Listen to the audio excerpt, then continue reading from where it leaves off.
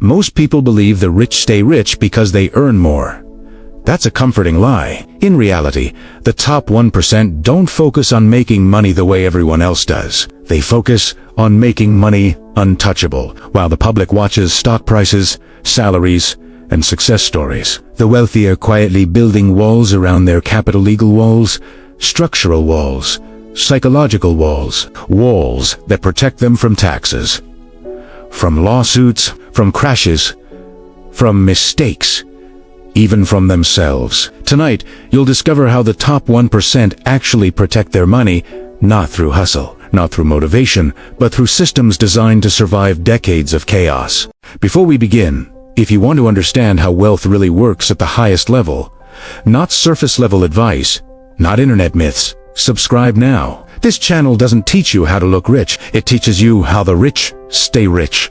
The first and most important rule the top 1% understands is this: money must be separated from identity. For most people, wealth is personal. Their money is tied directly to their name, their job, their emotions, and their sense of self-worth.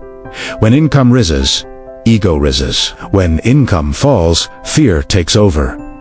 This emotional connection is dangerous. The wealthy know this. They deliberately disconnect their identity from their money so that financial decisions remain cold, rational, and long-term. At the top levels of wealth, money is treated as a tool, not a reflection of personal success. The moment money becomes personal, it becomes vulnerable. Emotional attachment leads to impulsive spending, risky bets, overconfidence, and panic during downturns. The top 1% design their financial lives to remove emotion entirely. They build structures that make money behave independently from their moods, desires, or public image. This separation begins early.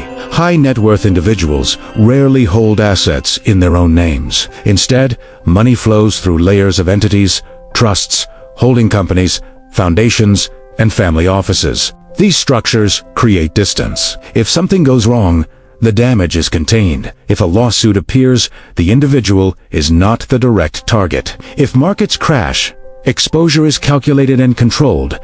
Money becomes insulated from personal risk. For the average person, this feels excessive or unnecessary, but for the wealthy, it is survival. They understand that visibility invites danger. The more successful someone becomes, the more attention they attract from regulators, from litigators, from opportunists.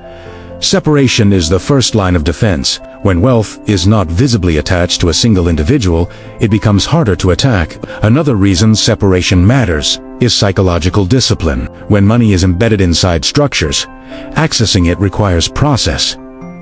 This slows decisions. Impulse spending becomes inconvenient. Emotional reactions are filtered through advisors, managers, and legal frameworks. This friction protects capital from short-term thinking. The top 1% do not rely on willpower. They rely on systems that prevent mistakes before they happen. This is why many wealthy individuals appear conservative in lifestyle despite massive net worth. Their spending is often controlled, planned, and limited by design, not because they lack desire, but because access is structured. Personal accounts are intentionally kept smaller than total wealth. The majority of assets remain locked inside vehicles meant for preservation, not consumption. Separation also protects wealth across generations. When money is directly tied to one person, it often dies with them. When wealth is structured correctly, it outlives the individual. Trusts define rules. Boards enforce discipline. Successors inherit responsibility, not unchecked access. This prevents rapid destruction through inexperience, addiction, or entitlement. The top 1% understand that the greatest threat to wealth is not markets or taxes. It is human behavior. Ego, emotion, and short-term gratification destroy more fortunes than recessions ever could. Separation reduces this threat by removing personal identity from financial control. This principle extends beyond legal structures into mindset. Wealthy families teach children early that money does not define them. They are taught discretion, patience, and restraint. Flaunting wealth is discouraged because attention increases vulnerability. Silence becomes protection. Privacy becomes strategy. The less visible the wealth, the safer it remains. Public perception is carefully managed. While some new wealth seeks visibility, established wealth often avoids it. Media exposure increases scrutiny. Scrutiny increases risk. The wealthy prefer influence over recognition. They understand that true power operates quietly, without explanation or approval. Separation also allows the wealthy to take calculated risks without existential fear. Because money is diversified across entities, industries, and jurisdictions, no single decision can destroy everything. Losses are absorbed, lessons are learned, and continuity remains intact. This insulation encourages long-term thinking and strategic patience. Contrast this with how most people operate. Income flows into one account. Assets are held personally. Debt is guaranteed individually. A single mistake can trigger collapse. There is no buffer, no separation, no protection. The system is fragile by design. The top 1% build systems that are anti-fragile. Stress tests are expected. Crises are anticipated. Structures are designed to survive worst-case scenarios. This mindset transforms money from a source of anxiety into a stable operating system. Another overlooked benefit of separation is negotiation power. When wealth is not visibly tied to an individual, leverage increases. Decisions appear institutional, not emotional. Negotiations become strategic rather than personal. This distance creates authority. Others sense that decisions are not driven by need, desperation, or ego. Even philanthropy follows this logic. Giving is structured through foundations rather than personal generosity. This allows control, alignment, and long-term impact. Donations are not reactions. They are strategies. Reputation is managed while capital remains protected. The first rule, therefore, is not about money itself. It is about psychology. Control the relationship with money, and protection follows naturally. Fail to separate identity from wealth, and no strategy will save it. This is why many wealthy individuals appear calm during chaos. Their personal lives are not directly exposed to financial turbulence. Systems absorb shocks. Advisors manage responses. Time works in their favor. The top 1% do not protect money by watching it closely. They protect it by stepping away from it. Distance creates clarity. Structure creates safety. And safety allows wealth to compound quietly, year after year, while others react emotionally to every fluctuation. This separation is the foundation upon which all other protection strategies are built. Without it, everything else fails. With it, wealth becomes resilient, disciplined, and enduring. It is not exciting.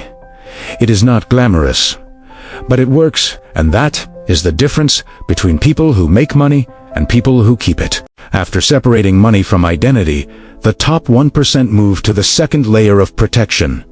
Legal armor. This is where wealth becomes difficult, expensive, and often impossible to attack. While most people think laws exist to limit wealth, the wealthy understand something deeper. Laws are tools. When used correctly, they do not expose money, they shield Italiano. The wealthy do not break the law. They master Italiano. Their advantage is not secrecy, but structure. Every dollar they protect is placed inside legal frameworks designed specifically to reduce exposure. These frameworks are boring, technical, and invisible to outsiders, but they are devastatingly effective. One of the most powerful tools is the trust. Trusts are not about hiding money. They are about controlling access, timing, and ownership without personal attachment. When assets are placed into a trust, the individual no longer technically owns them. The trust does. This single distinction changes everything. If someone is sued, creditors can only go after what the individual owns. If assets are held by a trust, they are often protected. If taxes are assessed, timing and distribution can be optimized. If heirs are irresponsible, access can be limited. Trusts create rules that outlive emotions, relationships, and even the original creator. There are many types of trusts. each designed for specific protection. Revocable trusts allow flexibility during life. Irrevocable trusts create distance that even the creator cannot undo. Asset protection trusts are designed specifically to defend wealth from lawsuits and creditors. Dynasty trusts extend protection across multiple generations. These are not exotic loopholes. They are standard tools used by those who plan ahead. Another layer of legal armor is the use of holding companies. Instead of owning assets directly, the wealthy place them inside limited liability entities. Each asset is isolated. One property, one company, one investment, one structure. If something fails, it fails alone. It cannot infect the rest of the system. This compartmentalization is deliberate. Lawsuits are inevitable at high levels of wealth. Employees make mistakes. Partners break contracts. Accidents happen. The wealthy assume conflict is coming and prepare accordingly. They do not wait for risk. They design around it. Taxes are another battlefield where legal armor matters. The top 1% do not aim to eliminate taxes entirely. They aim to control when, how, and at what rate taxes are paid. Timing is everything. A dollar taxed later is a dollar that continues to work. Capital gains are preferred over income because they are taxed differently. Long-term holdings receive favorable treatment. Losses can be harvested to offset gains. Charitable structures can reduce taxable income while increasing influence. Retirement vehicles are maxed out early and strategically. Most importantly, wealth is rarely liquid. Liquidity invites taxation. Illiquid assets, such as private equity, real estate, and long-term holdings, offer more control. Valuation becomes flexible. Timing becomes negotiable. The wealthy understand that what you can delay, you can often reduce. Jurisdiction also plays a role. Wealthy individuals choose where assets live carefully. Different states and countries offer different protections. Some are friendly to trusts. Others are hostile to creditors. Some encourage privacy. Others emphasize transparency. The wealthy position assets where protection is strongest and enforcement is weakest. This is not about evasion. It is about selection. Just as businesses choose favorable locations, the wealthy choose favorable legal environments. They follow the rules of those environments precisely. This strategic placement creates layers of defense that are difficult to penetrate. Another underestimated shield is insurance. To the average person, insurance is a safety net. To the wealthy, it is a weapon. High liability coverage absorbs claims before lawsuits escalate. Umbrella policies protect personal exposure. Specialty insurance covers risks most people never consider. The goal is not to avoid conflict, but to neutralize it quickly. Insurance also discourages litigation. Plaintiffs are less motivated when payouts are controlled and defenses are strong. Time becomes the ally of the insured. Legal battles drain resources. The wealthy are positioned to wait. Opponents are not. Legal armor also includes contracts. Every relationship is documented. Every partnership is defined. Exit clauses are precise. Ambiguity is minimized. When disputes arise, clarity limits damage. Emotion is removed. Enforcement becomes mechanical.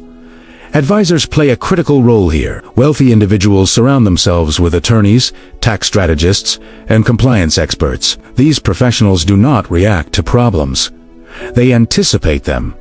Their job is not creativity. It is defense. This constant legal awareness shapes behavior. Decisions are filtered through risk assessment. Visibility is managed. Statements are cautious. Actions are deliberate. The wealthy are not paranoid. They are prepared. Contrast this with the average person. Assets are owned personally. Insurance is minimal. Contracts are informal.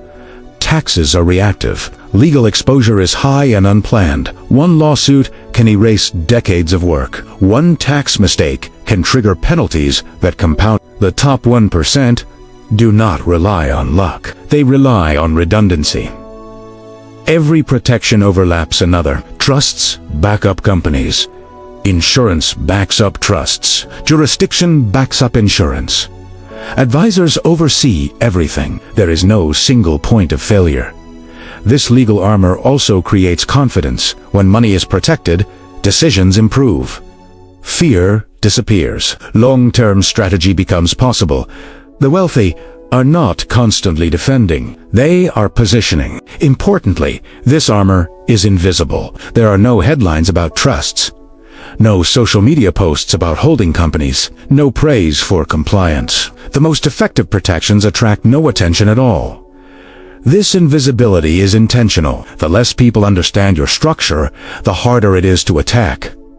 Complexity discourages interference. Simplicity invites exploitation. Over time, legal armor transforms wealth into something resilient. It can bend under pressure without breaking. It can absorb shocks without collapse. It can survive mistakes, market cycles, and human error. This is why many fortunes survive wars, depressions, and generational transitions. Not because of genius, but because of preparation. The wealthy assume instability and plan accordingly.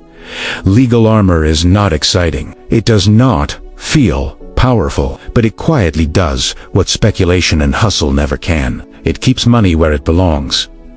Protected, controlled, enduring. Once money is separated from identity and protected by legal armor, the top 1% focus on a third, often misunderstood strategy: invisibility through positioning. Contrary to popular belief, the wealthy do not seek maximum exposure. They seek optimal placement.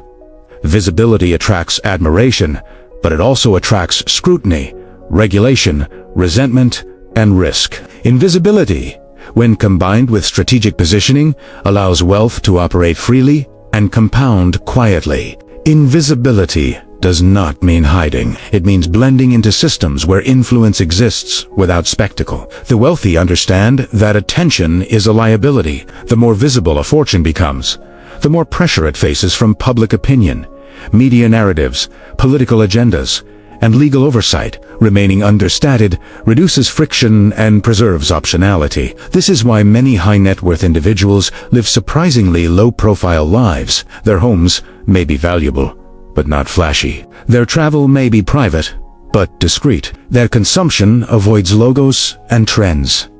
This is not restraint born of fear. It is discipline born of experience. Attention changes how others behave around you, and rarely in beneficial ways. Positioning begins with asset choice. The wealthy prefer assets that are boring, complex, or illiquid. Public markets are visible and emotional. Private markets are quiet and negotiated. Real estate held through entities, private equity stakes, infrastructure investments, and long-term holdings attract less attention while offering more control. Complexity discourages interference. Diversification is part of this positioning, but not in the way most people understand it. The top 1% do not diversify only across asset classes. They diversify across risk types: market risk, legal risk, political risk, geographic risk, and reputational risk are all considered separately. Each asset is evaluated not just for return, but for exposure. Geographic positioning is especially important. Assets are spread across regions with different economic cycles, political climates, and regulatory environments. When one jurisdiction tightens control, another offers flexibility. This dispersion creates resilience. No single government, market, or event can threaten everything at once. The wealthy also position themselves socially. They cultivate networks that are stable, private, and influential. These networks operate through invitations, boards, foundations, and long-standing relationships rather than public platforms. Access is controlled. Trust is built over time. Information flows quietly. Information itself is a form of positioning. The wealthy value early, accurate insight over public knowledge. By the time information reaches headlines, it is already priced in. Private briefings, expert consultations, and institutional research allow the wealthy to move before narratives form. Speed combined with discretion creates advantage. Another aspect of invisibility is narrative control. The wealthy rarely explain their decisions publicly. Silence prevents misinterpretation. It avoids backlash. It keeps options open. When explanations are necessary, they are framed through institutions rather than individuals. Statements come from companies, boards, or foundations, not personal accounts. This detachment reduces reputational risk. When individuals become symbols, they become targets. When actions are institutional, responsibility the wealthy prefer systems that absorb attention rather than personalities that attract it. Long-term positioning also means resisting trends. The wealthy are not trendsetters in public view. They are early participants behind the scenes. By the time something becomes fashionable, they are often reducing exposure. They buy when enthusiasm is low and sell when enthusiasm is high, all while remaining invisible.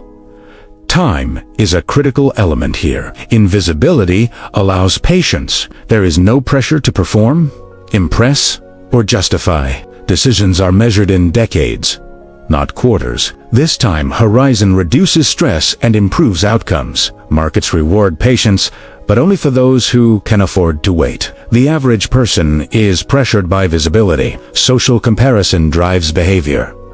Spending becomes performative. Investments chase validation. The wealthy avoid this trap by limiting exposure to comparison altogether. Their reference points are internal and institutional, not social. Invisibility also protects against political risk. Wealth that becomes publicly associated with individuals or industries attracts policy attention. Taxes increase. Regulations tighten. By positioning assets quietly within existing frameworks, the wealthy avoid becoming symbols of inequality or targets of reform. Philanthropy again plays a role. Strategic giving positions wealth as socially constructive rather than extractive. Foundations influence priorities quietly. Public generosity builds goodwill while maintaining control. This balances visibility and invisibility carefully. Another subtle benefit of invisibility is flexibility. When plans change, there is no audience to disappoint. When strategies shift, there is no reputation to defend. Quiet actors can pivot without consequence. Loud actors cannot. The wealthy also understand when invisibility must be broken. Visibility is used sparingly for leverage rather than validation. When influence is needed, it is deployed through targeted engagement. A meeting, a donation, a board seat. Attention is focused, not broadcast. This selective visibility amplifies impact. When the wealthy speak, it matters because they rarely do. Scarcity increases value. Silence creates weight. Invisibility is reinforced by advisors who act as buffers. Lawyers, managers, and representatives interface with the world. The individual remains insulated. This separation preserves clarity and reduces emotional interference. Over time, this approach creates an illusion. Outsiders believe the wealthy are passive or disengaged. In reality, they are deeply involved, just not visibly. Influence operates through channels most people never see. This is why many assume wealth is lost or irrelevant when it simply changes form. Assets shift, structures evolve, control remains. The absence of visibility is mistaken for absence of power. Invisibility also shapes legacy. Wealth that avoids spectacle avoids scandal. Quiet continuity replaces dramatic rise and fall. Generations inherit systems rather than stories. The combination of invisibility and positioning transforms wealth into something resilient and adaptive. It does not need defense because it rarely provokes attack. It does not need explanation because it is rarely questioned. This strategy requires confidence. It requires comfort with silence. It requires resisting the urge to prove success. The wealthy understand that proof invites challenge. Ultimately, invisibility is not weakness. It is strength refined. It allows wealth to function without interference, to compound without distraction, and to endure without announcement. Those who master this principle rarely appear in headlines, yet their decisions shape markets, institutions, and outcomes quietly. The loudest fortunes rise fast and fall visibly. The quiet ones remain, repositioning silently as the world changes. This is not accidental, it is designed. And this is how wealth stays, protected long after attention moves elsewhere. At the highest level of wealth, protection is no longer the end goal. It is the beginning. Once money is separated from identity, armored legally, and positioned invisibly. The top 1% focus on something far more powerful than preservation: permanence. This is where wealth stops reacting to the world and begins shaping it quietly over long periods of time. The defining advantage of the top 1% is not intelligence, effort, or even opportunity. It is time. While most people are forced to think in months or years, the wealthy think in decades. This extended time horizon changes every decision. Short-term volatility becomes irrelevant. Temporary losses become strategic positioning. Crises become acquisition windows rather than threats. Time transforms risk. When you are not forced to sell, panic loses its power. When you are not dependent on liquidity, downturns become opportunities. The wealthy design their lives so they never have to rush. Deadlines are self-imposed. Pressure is externalized onto others. This patience is not passive. It is deliberate. Assets are chosen for durability rather than excitement. Businesses are evaluated for resilience rather than hype. Relationships are built slowly, tested quietly, and maintained carefully. The wealthy understand that what survives longest accumulates the most influence. Control is the next layer. The top 1% prioritize control over maximum returns. They are willing to accept lower short-term gains in exchange for decision-making authority. Control reduces uncertainty. It allows adaptation. It preserves optionality when environments change. This is why private ownership is preferred over public exposure. Public markets reward quarterly performance. Private structures reward long-term stability. Control allows the wealthy to move capital quietly, restructure internally, and make unpopular decisions without external backlash. Control also applies to information. The wealthy decide what is known, when it is known, and by whom. Silence is a form of leverage. Disclosure is strategic. Transparency is selective. By controlling narratives, they reduce interference and maintain flexibility. Another critical element of permanence is succession. Wealth rarely survives beyond 3 generations without structure. The top 1% confront this reality directly. They plan transitions years in advance. Leadership is groomed, tested, and monitored. Authority is transferred gradually, not abruptly. Heirs are not given money. They are given roles. Responsibility precedes access. This filters out entitlement and forces those who cannot manage influence are limited by design. Systems protect wealth from bloodline alone. Education plays a strategic role here. Elite schooling is not just about knowledge. It is about network integration, cultural alignment, and institutional familiarity. Future decision-makers are embedded early into environments where power operates quietly. The wealthy also design fail-safes. They assume future generations will make mistakes. Structures anticipate failure without collapse. Trusts limit damage. Boards intervene. Advisors correct course.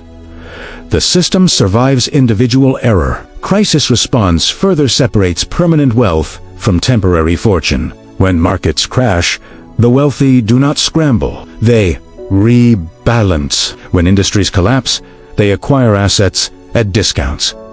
When public fear peaks, they deploy capital. This behavior is not opportunism. It is preparation. Liquidity is held specifically for moments of stress. Reserves exist to exploit dislocation. Crises reward those who planned for them. Political change is treated similarly. Governments shift. Policies change. The wealthy adapt rather than resist publicly. Assets are repositioned. Jurisdictions are adjusted. Influence is redirected. The system bends without breaking. Permanence also requires restraint. Not every opportunity is pursued. Not every innovation is adopted. The wealthy filter aggressively. Longevity matters more than novelty. Stability beats speed. This restraint extends to lifestyle. Excess draws attention. Attention invites scrutiny. Scrutiny creates risk.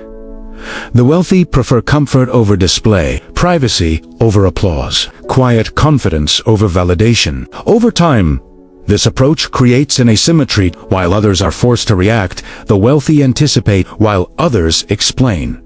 The wealthy reposition while others chase relevance. The wealthy remain relevant by design. Power emerges naturally from this posture. Institutions rely on their capital. Markets adjust to their movements. Policies consider their interests indirectly. Influence accumulates without announcement. This power is rarely visible. It does not trend. It does not perform. It operates through systems rather than personalities. Boards, foundations, trusts, and partnerships become conduits of control. Importantly, the wealthy do not seek domination. They seek insulation. They prefer to exist above volatility rather than inside it. This reduces friction and preserves autonomy. Contrast this with those who accumulate money quickly without structure. Visibility increases. Pressure mounts. Mistakes compound. Wealth out of this control is lost. Time works against them. The difference is not morality or merit. It is architecture. Systems determine outcomes more than effort ever could. Permanence is the ultimate luxury. It allows wealth to outlive attention, relevance, and even individual lives. It turns money into an operating system rather than a scorecard. Those who achieve this level of protection rarely speak about it. There is nothing to prove. Their confidence is quiet because their position is secure. This is why true wealth feels boring from the outside. There are no dramatic moves, no public triumphs, no emotional swings, just steady positioning and quiet compounding. And this is the final truth. The top 1% do not protect their money to feel safe. They protect it to become untouchable by time itself. While others chase success, they design continuity. While others fear loss, they engineer survival. While others react, they endure. That endurance is power. And power, when paired with time, becomes permanent. If this changed how you see money, wealth, and power, subscribe now. This channel doesn't teach shortcuts. It reveals systems. Every week, we break down how the world's most powerful protect, position, and preserve wealth. Turn on notifications. Watch deeply. Think long-term, because money is easy to make, but knowing how to keep it is what separates everyone else from the top 1%.